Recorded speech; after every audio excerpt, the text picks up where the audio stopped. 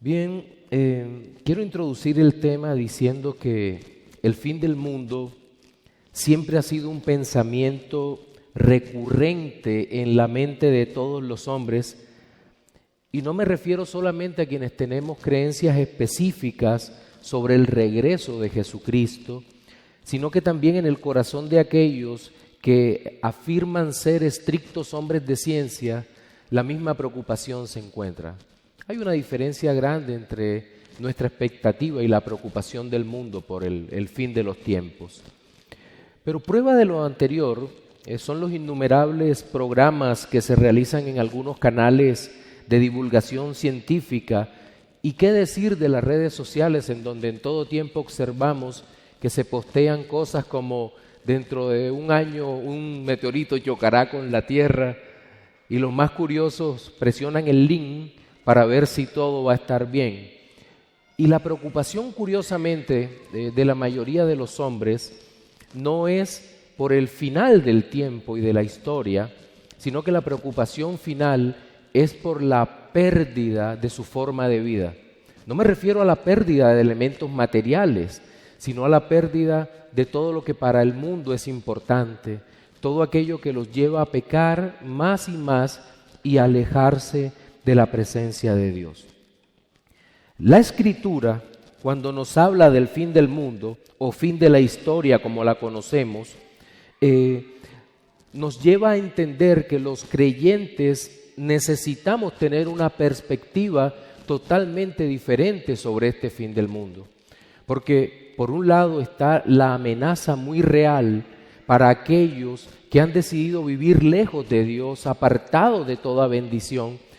Pero para el creyente, para el Hijo de Dios, es una expectativa gloriosa que lo lleva a adorar a Dios, a buscar a Dios y a saber que su gozo supremo, su disfrute absoluto estará siempre en manos del Dios Todopoderoso.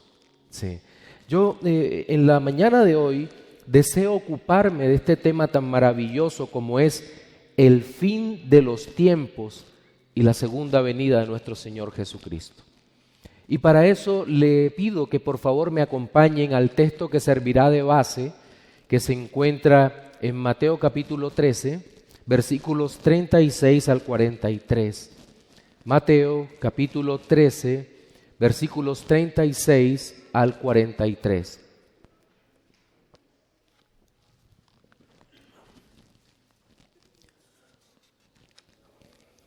Dice la bendita palabra del Señor: Entonces, despedida la gente, entró Jesús en la casa, y acercándose a él sus discípulos le dijeron: Explícanos la parábola de la cizaña del campo. Respondiendo él les dijo: El que siembra la buena semilla es el Hijo del Hombre. El campo es el mundo. La buena semilla son los hijos del reino, y la cizaña son los hijos del malo. El enemigo que la sembró es el diablo. La siega es el fin del siglo, y los segadores son los ángeles. De manera que como se arranca la cizaña y se quema en el fuego, así será en el fin de este siglo. Enviará el Hijo del Hombre a sus ángeles, y recogerán de su reino a todos los que sirven de tropiezo y a los que hacen iniquidad. Y los echarán en el horno de fuego. Allí será el lloro y el crujir de dientes. Entonces los justos resplandecerán como el sol en el reino de su Padre. El que tiene oídos para oír, oiga. El texto que acabamos de leer es la explicación que el Señor le da a sus discípulos y por extensión a cada uno de nosotros como lectores del Evangelio sobre la parábola del trigo y la cizaña. Tal esclarecimiento nos permite entender que la misma trata específicamente sobre el fin de la historia, pero en medio de todo hay un resumen muy claro de cómo fueron los acontecimientos anteriores a este suceso final, es decir, el fin de la historia. Entonces, en la mañana de hoy, en primer lugar, vamos a observar cómo el texto se ocupa de explicar cómo ha sido el inicio del reino de los cielos, y nuevamente el Señor nos expone quién es el que siembra, pero también nos aclara otras convenciones necesarias para entender la parábola. Por ejemplo, que la semilla en este contexto, junto a los demás personajes, se refiere a los creyentes. También nos dice el Señor que en el campo, el cual nos hace pensar mejor sobre el conflicto entre Dios y nuestro adversario, es una guerra real. El campo se presenta como una guerra real. Una segunda consideración tiene que ver con cómo trata Dios a sus hijos y cómo trata Dios a los que no son sus hijos mientras estemos en el mundo. Para finalmente concluir el relato con la felicidad final de los santos que vivirán en la presencia del Señor. 3 aspectos básicos que vamos a exponer en nuestro sermón dominical de hoy. Entonces, empecemos hablando sobre el reino de Dios y el fin de los tiempos, la plantación del reino y los elementos a considerar. Notemos que, como les decía, el Señor les empieza a explicar a sus discípulos la parábola que había dado antes, la parábola del trigo y la cizaña. ¿Y qué podemos decir sobre esto? Pues creo que podemos decir que nuestro Señor irrumpe en el mundo, no solamente como muchos lo quieren mostrar, como un débil carpintero de Belén. No, quien irrumpe en el mundo es el Rey glorioso de todo el universo. Y eso tenemos que tenerlo claro en esta parábola. Sí, la apariencia del Señor es de debilidad, pero es el Rey el que está entrando. ¿Ustedes recuerdan cómo dice el primer versículo del Nuevo Testamento, Mateo 1:1? En la genealogía, ¿cómo está escrito? Vamos a leerlo, Mateo 1:1. Y usted se sorprenderá la riqueza, lo que nos dice ese solo versículo acerca de Jesucristo y del reino que se consumaría o que se consumará al final de los tiempos. Mire lo que dice, libro de la genealogía de Jesucristo, hijo de David, hijo de Abraham. ¿Qué nos está diciendo el texto? Que Jesucristo es rey. Rey. Y la Biblia define a nuestro Señor, a Jesucristo, como Rey de Reyes y Señor de Señores. Eso no es una información menor. Esto tiene un valor inclusive en la interpretación de la Escritura que cada uno de nosotros pueda tener. Entonces, nuestro Señor nos presenta el Evangelio, pero nos los presenta como este Rey glorioso. ¿Quién es este Rey glorioso? Pues nuestro Señor Jesucristo. Ahora bien, al mismo tiempo en el Nuevo Testamento podemos notar que el reino de Dios en esa primera fase o en esta primera fase de los evangelios de plantación, aunque pareciera ser débil, insisto, es la expresión más grande del poder de Dios que nosotros podemos ver. ¿Por qué? Piense en esto. ¿Usted recuerda la tentación de nuestro Señor Jesucristo en el desierto? Creo que la mayoría de nosotros nos acordamos de aquel pasaje. Nuestro Señor, dice el relato, fue llevado por el Espíritu para ser tentado por Satanás. Y casi siempre cuando hacemos referencia a ese texto, pensamos que el enemigo se aprovechó de la circunstancia para tentar al Señor. Esa casi siempre es la visión católico-romana o la visión comúnmente del protestantismo, ¿verdad? Pero nada más alejado de la realidad. Porque lo que está haciendo el Señor Jesucristo es entrando Él al terreno del enemigo para darle o propinarle el primer gran golpe al reino de las tinieblas.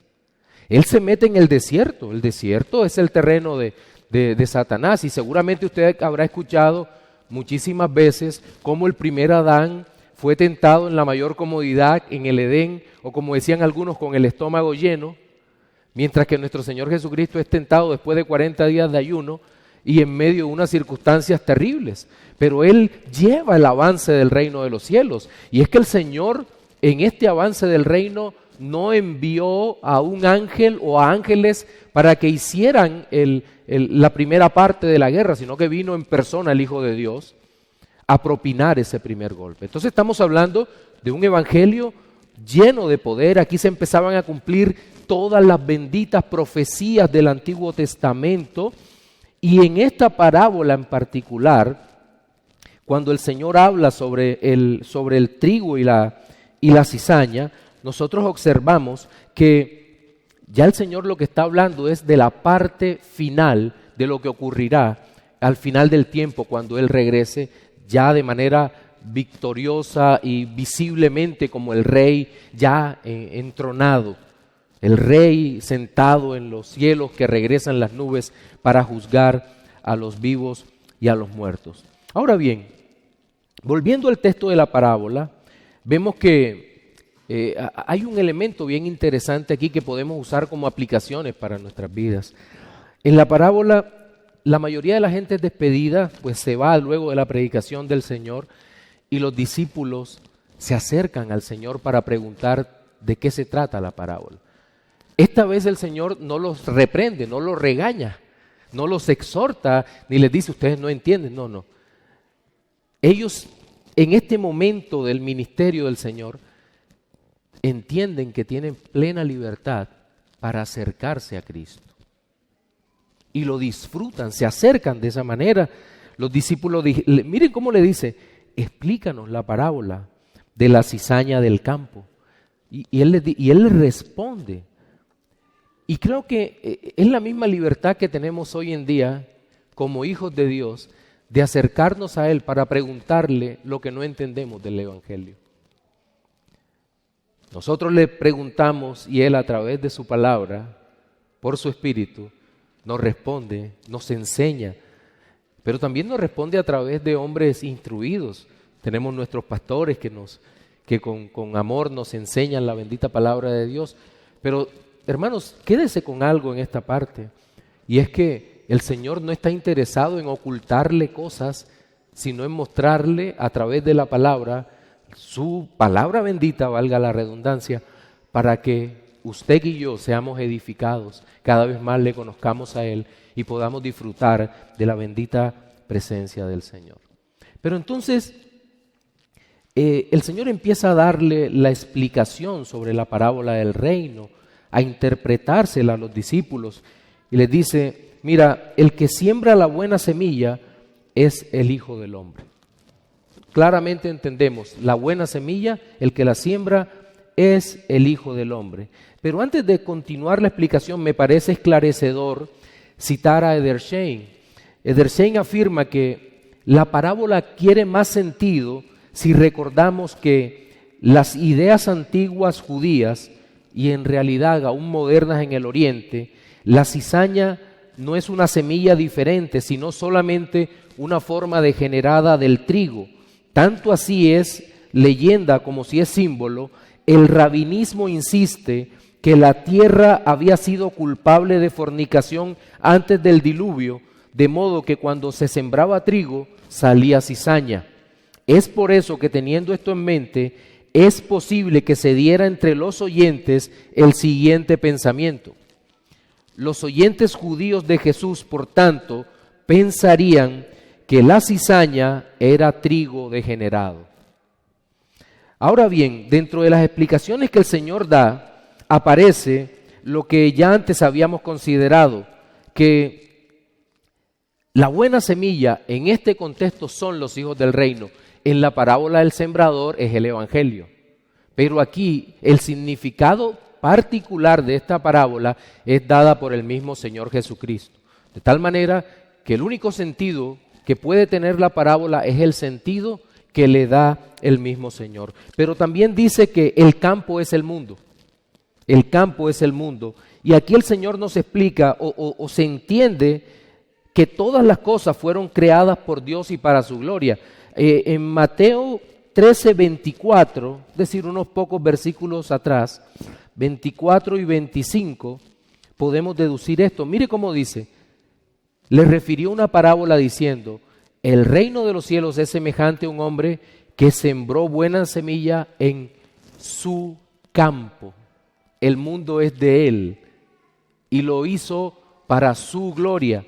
Pero mientras dormían los hombres, vino su enemigo y sembró cizaña entre el trigo y se fue.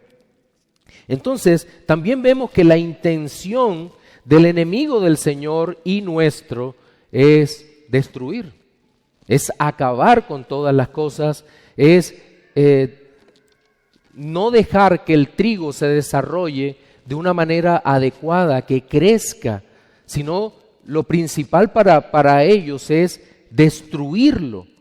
Y ¿sabe qué? Me llama la atención que algunos comentaristas expertos en los tiempos del Señor dicen que era una práctica común entre enemigos sembrar cizaña en el campo ajeno.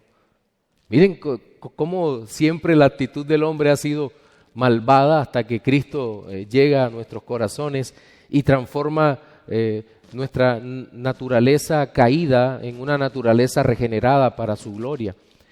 La cizaña, esta es una planta, curiosamente, es muy interesante. Lolium temulentum, es una hierba que, de hecho, esta semana estuve viendo fotografías acerca de la cizaña y de cizaña en campos de trigo. Y ¿saben una cosa? No se distingue la una de la otra. Por lo menos yo que no tengo formación en agricultura o que nunca he vivido en el campo, para mí es imposible distinguir el trigo de la cizaña. Y miro la fotografía y digo, ¿dónde está la diferencia? ¿En qué se diferencia uno de otro? La cizaña también es una planta anual, 1 metro de alto, 1,20 m, con espigas muy parecidas al trigo. Pero ¿dónde se diferencia? En el fruto. En el fruto, de eso hablaremos después. También en la explicación que da el Señor nos habla del enemigo. ¿Quién es el enemigo que sembró? Es el diablo. Es el diablo. Es el responsable de matar, hurtar y destruir. Es la personificación del mal, por llamarlo de alguna manera. Y me llama la atención algo, que el mal no tiene propósito. Simplemente destruye. Y una vez que ha destruido, ¿qué hace? Nada, porque ya destruyó. O sea, es un propósito contrario a lo que nosotros vemos en el bien, que cuando el Señor hace bien, siempre está edificando, construyendo, lo hace en nuestras vidas. Cada día empieza a construir, pero el diablo, Satanás, ¿para qué nos tienta? Para destruirnos, y una vez destruidos, ni siquiera creo que pueda sentir satisfacción en destruir a un ser humano. Y recordemos, la acción de Satanás no es la que vemos en la ficción cristiana actual de tratar de asustar o de derribar los muebles en su casa o algo por el estilo, sino que la operación es tratar de destruir nuestra comunión con Dios como creyentes. Es lo terriblemente perverso en todo esto. Entonces, lo que vemos acá es que el enemigo sembró maleza en el campo, en el mundo, en medio del mundo. Y este patrón de destrucción lo hemos visto a través del tiempo. Pero vamos a representarlo en la política actual en toda Latinoamérica. La política actual.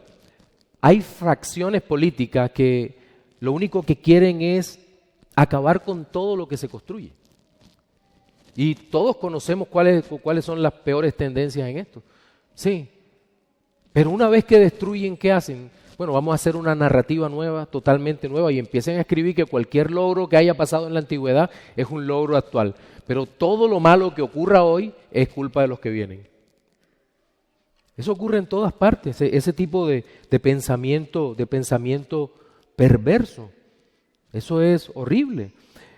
Y yo quiero en esta parte final del primer punto hacer una pequeña aplicación para que la tengamos en mente. Y es que en la iglesia, aunque entendemos que no debe haber cizaña, dentro de la iglesia no debería haber cizaña, porque esta parábola se aplica al mundo, ¿cierto? Pero pregunto, ¿hay cizaña muchas veces en la iglesia visible? Lastimosamente, sí. Parece que llegaran a destruir la iglesia del Señor a través de cualquier actitud pecaminosa. Ahora, entiendo que los seres humanos regenerados, transformados por el Señor, no somos perfectos y que pueda haber conflictos entre nosotros, eso es una cosa. Pero querer destruir al hermano es una actitud totalmente diabólica, la cual la iglesia del Señor debe rechazar. Y gracias a Dios que el Señor ha dado autoridad a la iglesia, a la membresía, para rechazar, y a los pastores, obviamente, para rechazar este tipo de situaciones que se pueden presentar en nuestras congregaciones o iglesias locales. Pero no me quiero detener aquí, quiero pasar al segundo punto, y es que el reino de Dios y el fin de los tiempos, el trato de Dios con sus hijos y con los hijos del maligno. Vamos a leer versículos 28 y 29 de este capítulo 13. Voy a leer en la Biblia de las Américas. Él les dijo, un enemigo ha hecho esto. Y los siervos le dijeron, ¿quieres pues que vayamos y la recojamos? Pero él dijo, no sea que al recoger la cizaña arranquéis el trigo junto con ella. Esta parte, cuando estaba meditando hace algún tiempo en esta explicación de la parábola que hace el Señor, noto que una de las realidades de la mezcla de las dos plantas es que, como hemos dicho, es difícil diferenciar a una de la otra, y el Señor les ordena a los discípulos que no arranquen la cizaña. Y uno se pone a pensar, ¿pero por qué? Y yo creo que es una oración de cada uno de nosotros. Señor, ¿por qué tanta maldad en el mundo? Siendo que el Señor conoce a los unos y los otros, ¿por qué no arranca la cizaña? Porque solo la arrancará al final de los tiempos, cuando envíe sus ángeles. Pero al parecer, más allá de las razones visibles, en las raíces de ambas plantas, por debajo del suelo, ocurre algo así como un enredo entre raíces, se entremezclan unas con otras. Y en caso de que usted pudiera identificar la cizaña, si arrancas la cizaña, es probable que destruyas la raíz del trigo. Y entonces por esa razón, el dueño del campo le dice, no, todavía no.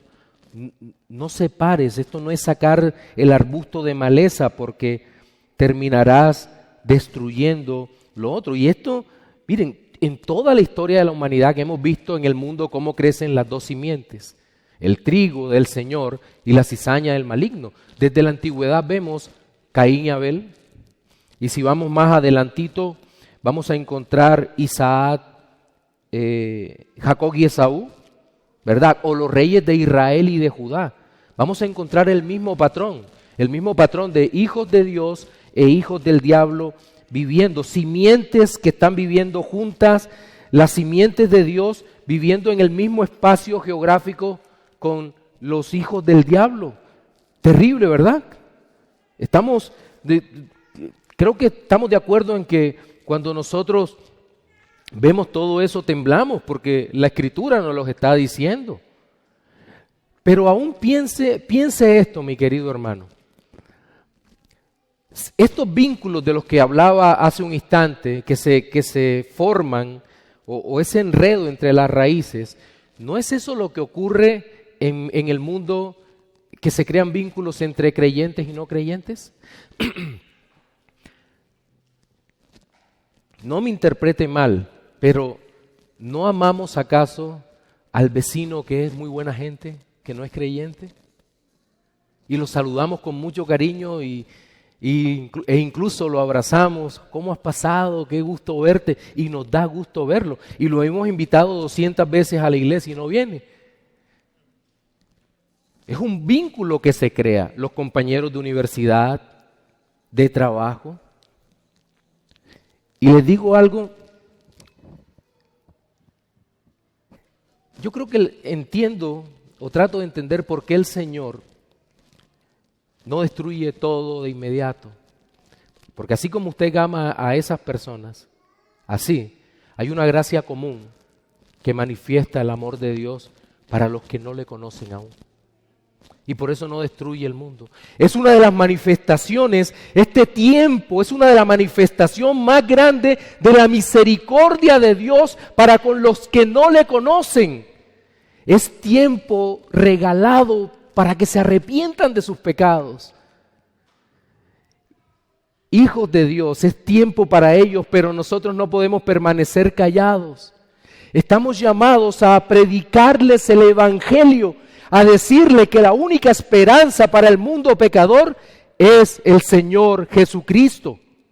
No hay esperanzas a menos que sea abrazar al Rey, a Jesús, al Señor.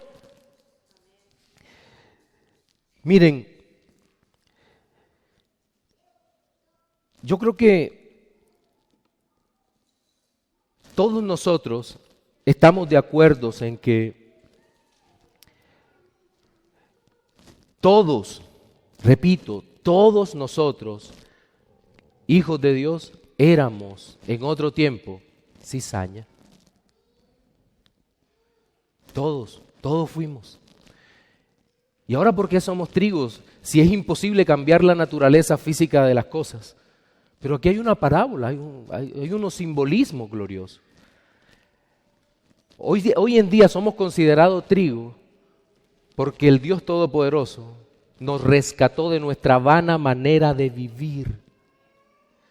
Y la única manera en que la cizaña del vecino, del compañero de trabajo, del compañero de universidad, la única manera en que él deje de ser cizaña es que el Señor transforme el corazón de piedra en un corazón de carne que reconozca a Jesucristo como el único Señor y Salvador de su vida.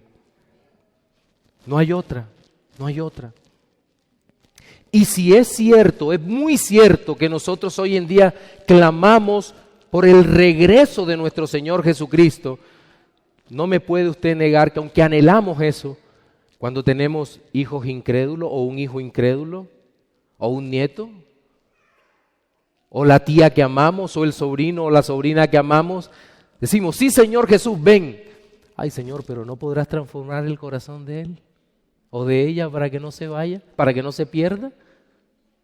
Estoy seguro que todos clamamos de esa manera, porque si somos creyentes, queremos que los demás también lo sean. Queremos que los demás también lo sean. De manera que como se arranca la cizaña, versículo 39, el enemigo que sembró es el diablo, la siega es el fin del siglo y los segadores son los ángeles. Solo el Señor conoce quién es trigo y quién es cizaña de manera definitiva. Claro que conocemos en la iglesia local o podemos saber quién es, pero en el mundo podemos pasar al lado de un creyente consagrado y nosotros no sabemos. Solo Dios lo sabe, que puede mirar en el corazón, dentro del corazón de cada uno.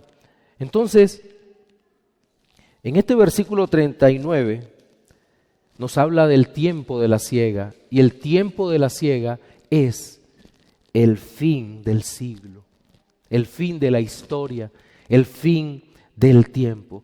Pero quiero hacer una segunda aplicación en este segundo punto, y es que la religiosidad antigua y la actual tienen elementos comunes independientemente de la época en que el hombre viva.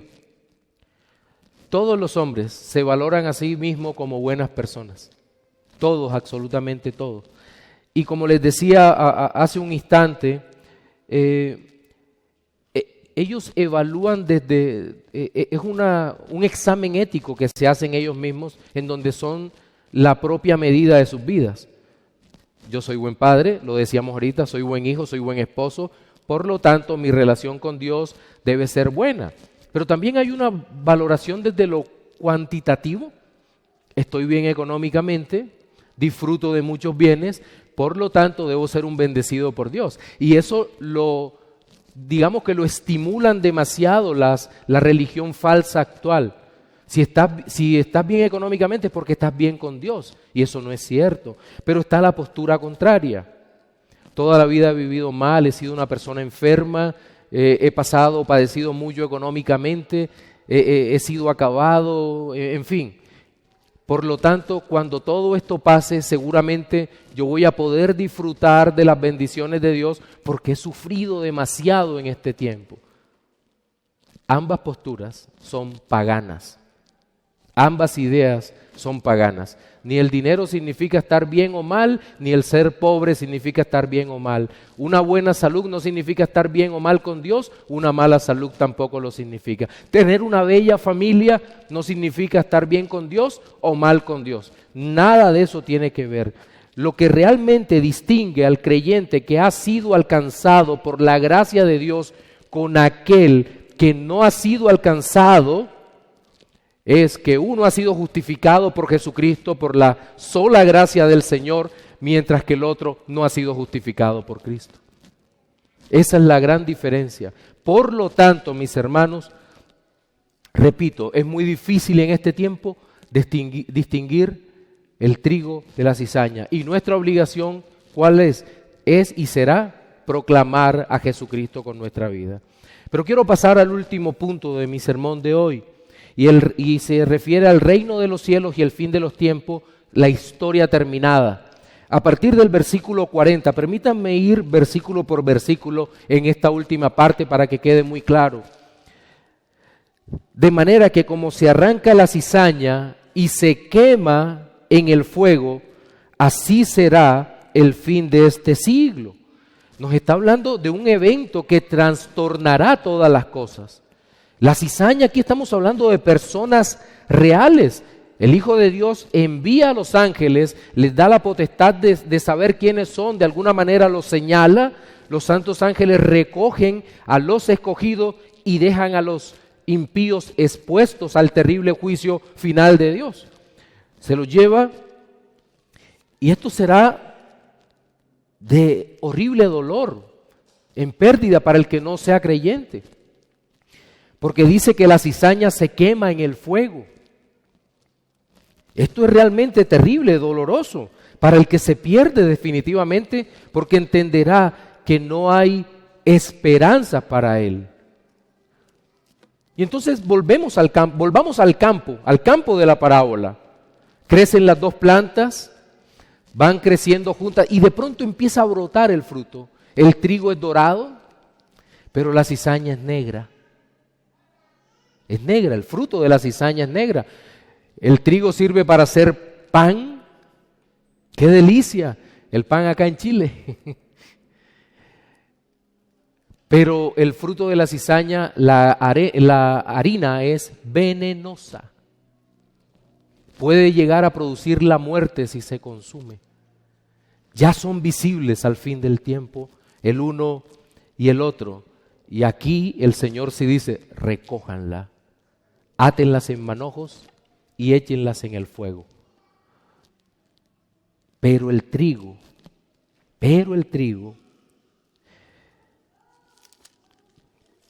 a partir del versículo 43 nos habla del trigo. Ahora, antes de llegar a esta parte, decía predicando este sermón que si la cizaña pudiera pensar en el transcurso de su vida, y va creciendo con el trigo, incluso una parte de la cizaña creería que es trigo. Llegaría a decir, estoy creciendo sana, soy un trigo sano. Porque no tendría la capacidad de hacerse el autoexamen. ¿Cierto? Hasta que empiece a ver el fruto. Oh, no soy trigo, soy cizaña. Mi fruto es negro. No se podría lamentar, ¿verdad? Porque ya cuando salió el fruto es el fin de la parábola, el fin de la historia.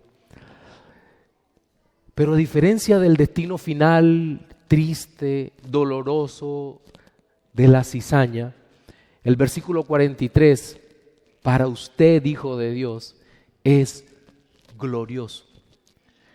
Entonces los justos resplandecerán como el sol en el reino de su Padre.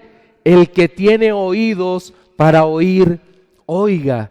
Los justos resplandecerán. No habrá día de la historia más glorioso que el día del regreso de nuestro Señor Jesucristo.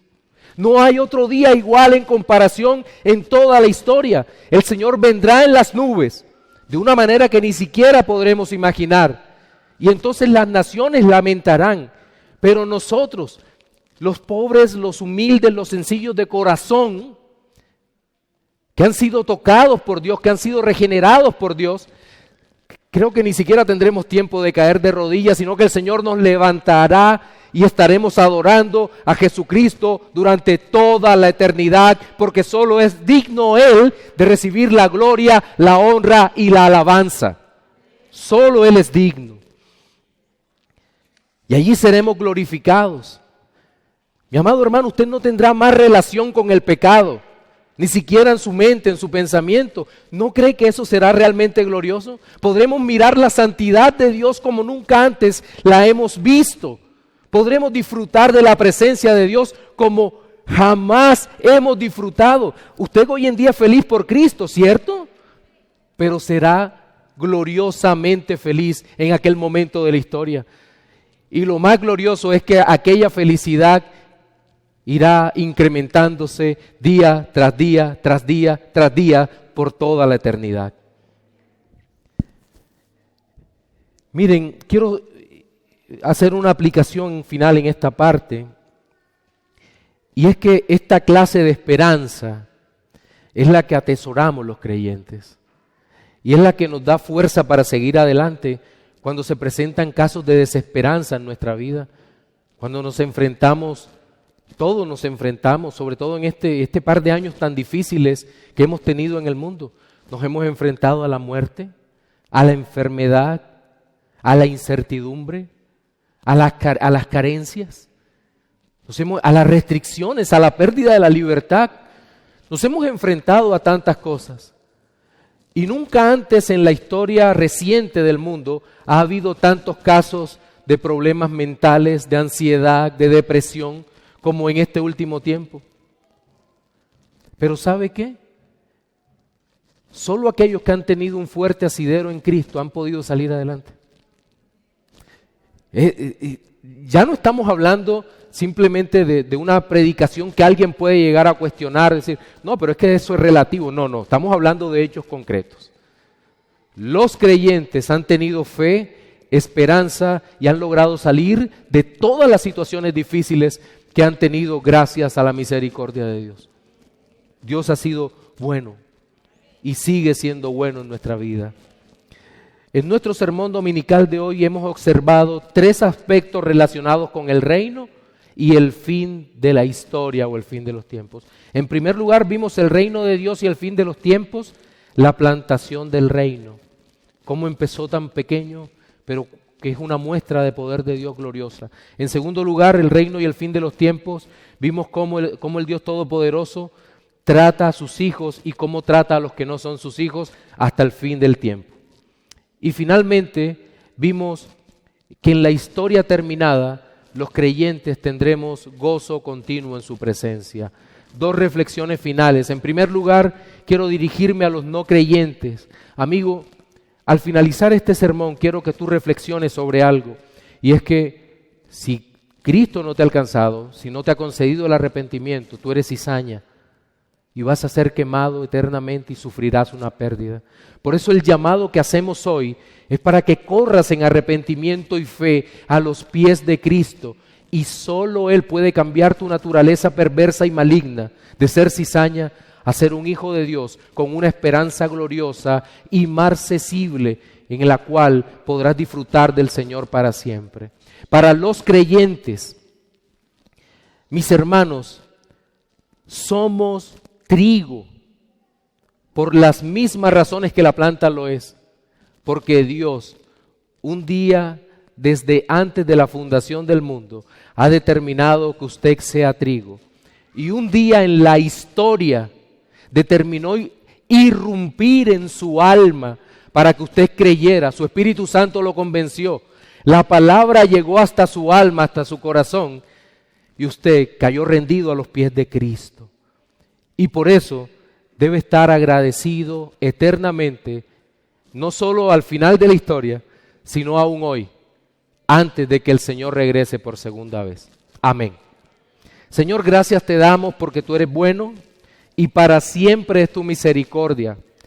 Te damos las gracias por lo que tú haces en nuestra vida, porque tú has transformado nuestro ser, has cambiado nuestra naturaleza en una naturaleza de hijos amados, deseados, de entrañable amor y misericordia. Te damos las gracias por eso, Padre Celestial, y te suplicamos que nos ayudes a caminar en tus caminos sin apartarnos, Señor, pero que también nos ayudes a predicar a Cristo, para que muchos de los que hoy no te conocen, te conozcan y entren a formar parte del ejército de los redimidos, que viven para la gloria del Dios Todopoderoso, del Dios Santo. Ayúdanos, Señor. Gracias, gracias Dios Todopoderoso. A ti sea la gloria porque es tu palabra, Señor. Gracias, Señor. A ti sea la gloria por los siglos de los siglos, en Jesucristo. Amén.